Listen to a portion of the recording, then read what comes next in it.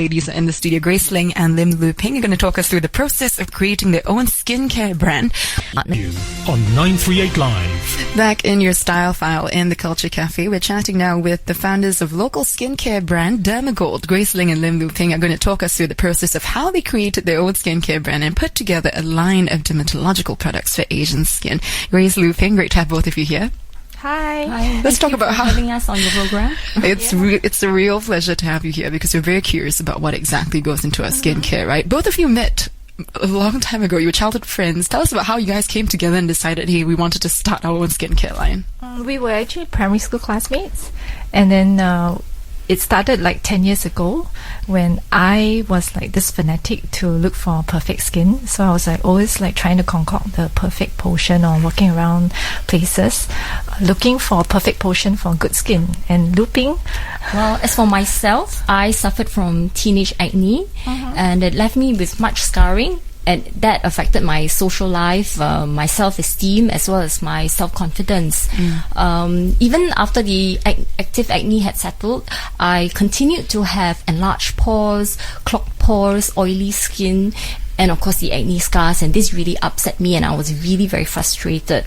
At that time, I did try some medical clinical grade skincare, but I found that they were not suitable for me because they were quite rich, because they were not they were not ideal for the humid local climate. So I decided, well, and since Grace was my good friend and we got along really so well, we decided that, okay, because of our different needs, we'll come together to, as a hobby initially, to start up something that would help us and improve our skin.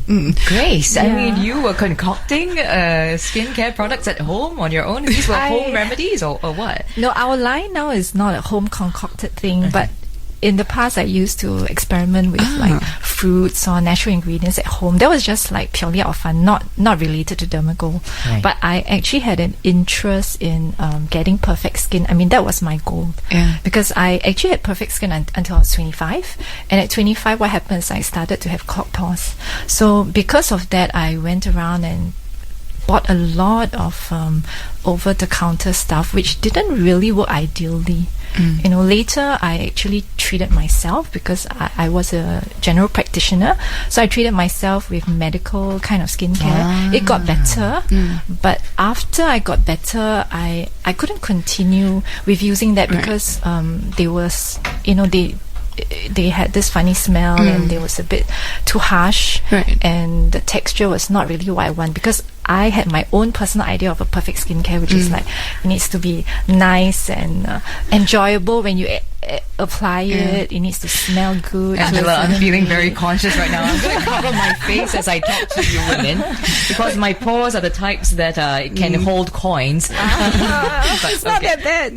Well, if you're looking at, you know, that niche you're trying to fill, because we look at medicinal skincare and then we also look at the vast range that's out there but doesn't really cater to the individual. Is that where you're trying to fill in? How did both of you come together to start a skincare line? What goes into the process behind putting this together? I would say two things. I think passion, it's the first, and second is perseverance, because passion usually starts with like your own personal need or interest. So both of us had a genuine need lah. I mean, she had acne scars and then I had clogged pores, so we needed to find something. So because we couldn't find, and the medicinal, like what you said, it served the need for a period of time, but it was something that I couldn't continue for the rest of my life. So our dream was kind of to create our own skincare so that we could use for the rest of our life. And we have been, I'm proud to say, we've been using it for the last 10 years. Right. And if we're looking at what actually goes on in terms of research, in terms of knowing the ingredients that goes into your skincare, what have you guys done to make sure? Who did you have to hire to put this together? I think for us, we kind of like, we were very privileged to work with a very, very good manufacturer from Israel. So that's actually where it all started. I mean, 10 years ago, we were pretty young. So we were kind of like looking around. We did a lot of research, but we were hooked up with some very reputable manufacturers, and we were looking, we found this really exotic ingredient called sea buckthorn. That was actually what sparked our interest. because we, at that time it was not that well known in the world. Actually, now Dr. Oz touts it as a super berry, and a lot of people do know about it. But 10 years ago, actually, to be very fair, we heard about it from a friend who was a very reputable skincare manufacturer.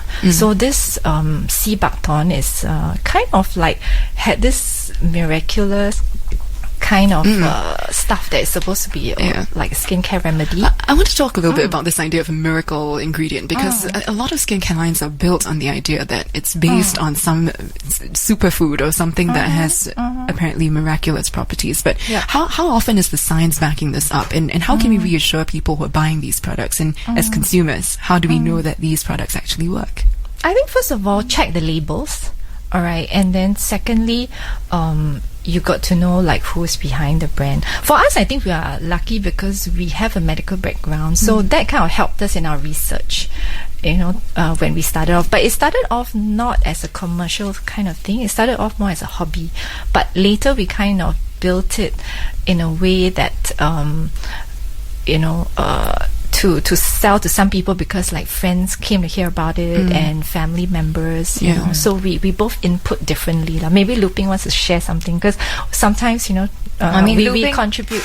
Luping, I found what you said earlier really interesting, that you were crafting something that was good for our humid weather. I think, we very rarely find products that so are this for is our also weather. our niche, and because through our work, connection with patients and friends, a lot of people commented that majority of the skincare out there in the market are thicker in texture, and despite using these products, their skin could not stay matte, and they tend to have clogged pores. And I also found that for myself personally, so even though my active acne cleared, I continue to use some of these medical grade products, but I continue to have those clogged pores, and especially my T-zone was still oily. So both of us decided that we wanted light textured skincare that was suitable for our humid Asian climate, because and that could layer well and not clog pores.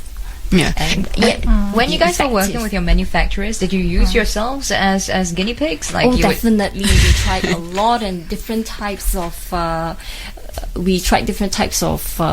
products that were and formulations before we decided that these were the ones that would be suitable for our Asian climate. How long was that testing period though? How long would you give yourself before you can see effects or say, no, this isn't right?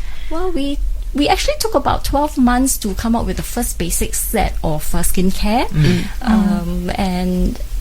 and then we continue to build on this range of skincare over the years, because as doctors as well as users of our own skincare, and as we continue to age, we wanted different our different needs caused us to actually refine as well as expanded our skincare range. Do you have products that cater to men in particular? Because when you look at humid weather as a niche, as something that we need for men as well, they might find some problems getting skincare specific to their kind of pore size maybe, or the type of skin they have. Is it safe for the men to use as well, some of these products? Definitely. The men love our products because they are really light textured, and men tend to have oilier skin with more oil and large pores, so they found that the skincare actually kept the skin matte and sheer, and reduce the pores, reduce the clogged pores. In terms of marketing, you guys are going up against the big brands, right? The big boys out there who have been definitely there for. It's very competitive. How are you placing yourselves and pushing through? I think for us, a lot of people who are using it right now is through word of mouth. Initially, that was the first group, so there was a lot of trust and genuine. It's like they knew that we were genuine, and because we started this for ourselves as a hobby, so it was something that we truly believed in. We didn't really do this to make money initially. It's only actually about 2 years ago we kind of decided to take a challenge and push ourselves to so-called be more serious skincare entrepreneurs, because our fans, our family kind of spurred us on to take it further. So we actually did a revamp of our logo and our brand visuals last year, and so it actually came out with a new launch last year for the look, and we have been pushing a bit more. Of course, if you're talking about competition with the big guys, yes, in a way, we may not have that kind of marketing budget, but I think we actually have an advantage in that our in that our skincare has this special ingredient, and the other thing is it's really light texture. So when you compare some of our skincare, we are actually made for our local climate, as compared to a lot of other skincare brands which are more suitable for temperate countries. Very few people actually manufacture skincare just for the specifically equator. for that. Yeah, so we actually have even like expat users when they actually use their skincare in their own country, it works. And it could be a good brand. I mean, many brands out there are actually good. A lot of research has gone into it. But when they come to Singapore, it doesn't work so well for them, and then it just starts clogging. In a way, the personal touch to it, I suppose, would really speak to Singaporeans who want a skincare from people who really understand their needs as well. So we're talking to the Dermagold ladies today. Grace Ling and Lim Luping are founders of this local skincare brand. You can check them out if you like, Dermagold, and telling us a bit more about the brand and what goes into putting a line of skincare together. Ladies, it's been such a pleasure. Thank you. This has been your Style File here on 938 Live with Daphne Lim. I'm Angela Lim. Thanks so much for tuning in. 938 Live. Be informed.